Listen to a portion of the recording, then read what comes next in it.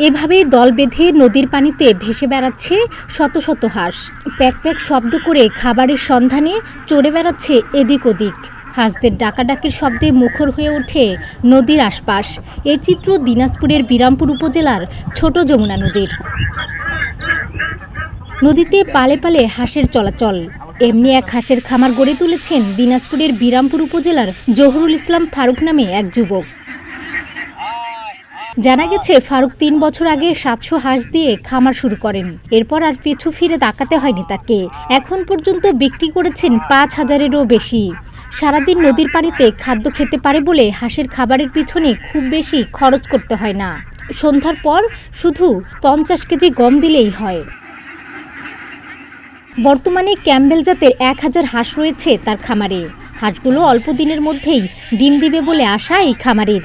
সরকারি সহায়তা পেলে হ্যাচারি করার ইচ্ছার কথাও জানান তিনি। প্রথমে অল্প পরিসরে হাঁস উঠাইছিলাম, তো দেখলাম এটা লাভজনক প্রজেক্ট। তো এই আশাবাদী নিয়ে এবার প্রায় ১,০০০ হাঁস উঠাইছি। এটা ডিমের জন্য রাখবো, হাঁসাগুলা বিক্রি করে হাঁসিগুলা ডিমের জন্য রাখবো। ভবিষ্যতে ইচ্ছা আছে যদি সরকার সাহায্য করে তাহলে এটা হ্যাচারিতে আমি পরিণত করব। ফারুকের হাঁসের খামারে কাজ করছেন আরো অনেকে। সেই আয় থেকে সংসার চলছে তাদের। আমি এখানে এই হাঁসগুলা দেখাশোনা করি, তদারকি করি, খাওয়া দাওয়া দেই, ওষুধপাতি কখন কি লাগে এগুলা। এখন ১,০০০ বাচ্চা আছে, এগুলা আমরা ডিমের জন্য করব। এগুলোর এখনো উপযুক্ত বয়স হয়নি। হাঁস সাধারণত ১৩০ দিন থেকে ১৪০ দিনের মধ্যে ডিম দেয়। তো এদের বয়স ৯০ দিন প্লাস, কেবল ৯০ দিন চলতেছে। আশা করা যায় এখন থেকে আর ৪০ দিন বা ৪৫ দিনের মধ্যে ডিম আসবে। এদিকে খামার দেখতে আসছেন অনেকেই।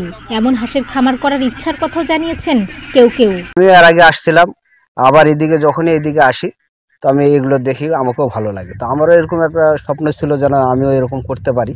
তো তাকে দেখে, তার এই হাঁস পালনগুলো দেখে নিজের মনের মধ্যে স্বপ্নগুলো আবার জেগে উঠতেছে। উপজেলা প্রাণী সম্পদ কর্মকর্তা জানান, উপজেলায় প্রায় ৩৬ জন হাঁসের খামারি আছে। নিয়মিত তাদের পরামর্শ ও প্রশিক্ষণ দেওয়া হচ্ছে। সেই সঙ্গে চিকিৎসা ও প্রয়োজনে ওষুধ সরবরাহ করা হয় বলেও জানান তিনি। এই জহুরুল ইসলাম ফারুক সাহেব গত ৩ বছর ধরে সফলতার সাথে হাঁস পালন করে যাচ্ছেন। আমরা সাধারণত খামারিদেরকে সহযোগিতা করি প্রশিক্ষণ দিয়ে, খামার ব্যবস্থাপনা সম্পর্কে আমরা প্রশিক্ষণ দান করি। আর আমাদের হসপিটালে সরকারিভাবে বেশ কিছু ওষুধের সাপ্লাই আছে। তাদের যখন সমস্যা হয় তখন হাসপাতালে আসলে আমরা সেগুলোকে পোস্টমর্টম করে ডায়াগনোসিস করে যে ওষুধ দরকার হাসপাতালে যদি সেটা থেকে থাকে তাহলে সেই ওষুধটা আমরা দিয়ে থাকি। ডেস্ক রিপোর্ট, প্রতিদিনের বাংলাদেশ।